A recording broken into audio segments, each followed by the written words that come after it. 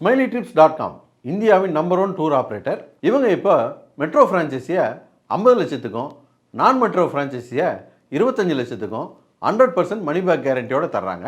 நீங்கள் இந்தியாவிலையோ அல்லது உலகத்தில் வேறு எங்கே இருந்தாலும் ஸ்மைலி ட்ரிப்ஸோட சேர்ந்து டூரிசம் பிஸ்னஸை தொடங்கிடலாம். மேலும் இந்த சம்மர் ஹாலிடேஸுக்கு டொமஸ்டிக் அல்லது இன்டர்நேஷ்னல் டூரை பிளான் பண்ணோம்னா SmileyTrips.com தொடர்பு கொள்ளுங்கள். லக்ஸூரியஸ் டூர் பேக்கேஜஸை அஃபோர்டபுள் ப்ரைஸில் தருவாங்க.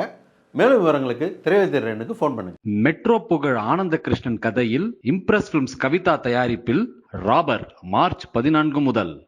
இன்னைக்கு நம்ம திரைவிமர்சன நிகழ்ச்சியில் இயக்குனர் கமல் பிரகாஷ் இயக்கத்தில் வெளியே வந்திருக்கிற கிங்ஸ்டன் படத்தை பற்றி பார்க்க போகிறோம். இந்த படத்துடைய கதையை பற்றி பார்த்தோம்னா, தூத்துக்குடி மாவட்டத்தில் ஒரு மீனவ கிராமத்தில் பல வருஷங்களுக்கு முன்னால் கடலுக்கு மீன் பிடிக்க போன மீனவர்கள்லாம் மர்மமான முறையில் அமானுஷ்ய சக்தியால் கொல்லப்படுறாங்க. அதனால் இந்த ஊருக்காரங்க யாருமே மீன் பிடிக்க போயிடாதீங்க, உயிருக்கு ஆபத்து அப்படின்னு சொல்லிடுறாங்க. கடலுக்கே ஒரு வேலியை போட்டு விட்டுறாங்க. இப்போது அந்த ஊரில் இருக்கக்கூடிய ஹீரோ இது உண்மையாகவே அங்கே அமானுஷ்ய சக்தி தான் இருந்து நம்ம ஆளுங்களை கொண்டு இருக்குதா அல்லது இது வேறு ஏதாவது விளையாட்டா அப்படின்னு தெரிஞ்சுக்கணும் அப்படிங்கிறதுக்காக கடலுக்குள்ளே போகிறாரு. அதுக்கப்புறம் என்ன ஆச்சு அப்படிங்கிற இந்த படத்துடைய கதை. இந்த படம் முழுக்கவே ஒரே குழப்பம். இந்த கிறிஸ்டோபர் படம் பார்த்துக்கிட்டு புரியாமல் 2வது வாட்டி போய் உட்காந்துருப்போம். அப்போ பக்கத்தில் உட்காந்து ஒருத்தன் எனக்கு புரிஞ்சிச்சுன்ற மாதிரியே அந்த கதையை சொல்லிக்கிட்டு இருப்பான். அவனையே வெறுப்பேற்றுற மாதிரி ஒரு படத்தை எடுத்து வச்சுருக்காங்க. ஒரு நாள்நிலையில் இந்த கதையை சொல்கிறேன்னு சொல்லிவிட்டு முன்ன பின்னன்னு போய் ஒரே குழப்பி வச்சுருக்காங்க. இந்த தெலுங்கு படத்திலலாம் ஃப்ளாஷ்பேக் சொல்கிறதுக்குன்னு ஒரு பெருசை சோத்தை போட்டு வளர்த்து வச்சுருப்பாங்க. படத்தில் பார்த்தா பேக் ட்ராப்லேயே அது அங்கிட்டு இங்கிட்டுமா சுற்றிக்கிட்டு இருக்கும். ஃபோட்டோவை துடைக்கும், டேபிளை துடைக்கும், அது இடையில வந்து காப்பி கொடுத்துட்டு போகும், எதுவுமே பேசாது. முக்கியமான டைமில் வந்து எம்த பத்த மனுஷி தெளிச்சா வாடு அப்படின்னு சொல்லிட்டு கதையை ஓப்பன் பண்ணோம். அந்த மாதிரி இந்த கதையில் குமரவேலை செட் பண்ணியிருக்கானுங்க. அவருக்கு வந்து படத்தில் ஃப்ளாஷ்பேக் சொல்கிறது மட்டும்தான் வேலை. ஃப்ளாஷ்பேக்கையாவது முழுசாக சொல்கிறாரான்னா அதுவும் கிடையாது. பாதி சொல்லுவார் ஒவ்வொருத்தனை பற்றியும்.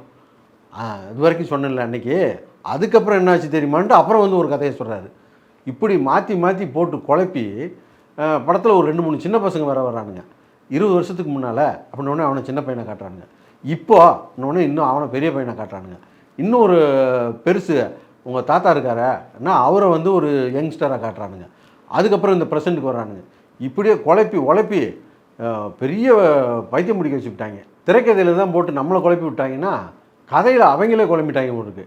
இது ஒரு புதையல் எடுக்கிற படமா, பேய் படமா அல்லது ஃபேண்டசி படமா, என்னவா படமாக எடுக்கிறதுன்னு அவங்களே குழம்பி நம்மளையும் குழப்பி சாவடிச்சிட்டாங்க. அப்புறம் தமிழ் சினிமாவில் இந்த நேட்டிவிட்டி படம் எடுக்கிறேன் அப்படின்னு சொல்லிட்டு அந்தந்த ஏரியா ஸ்லாங்கை பேசி படம் எடுப்பாங்க.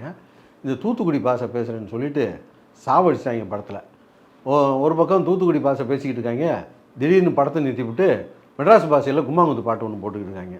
உங்களுக்கு தான் வரல இல்லை விட்டுருங்களேன், ஏன்னா போட்டு உயிர் எடுக்கிறீங்க. இந்த படம் ஜிவி பிரகாஷுக்கு 25வது படமாக. இதுக்கு முன்னே வந்த படம் 24வது படம், இந்த படம் 25வது படம். எண்ணிக்கையில் ஒரு படம் கூடியிருக்கு, அவ்வளோதான். அதுக்காகலாம் கொண்டு போய் தலையை கொடுக்க முடியுமா? Smiley Trips, your own travel company with only 25 lakhs.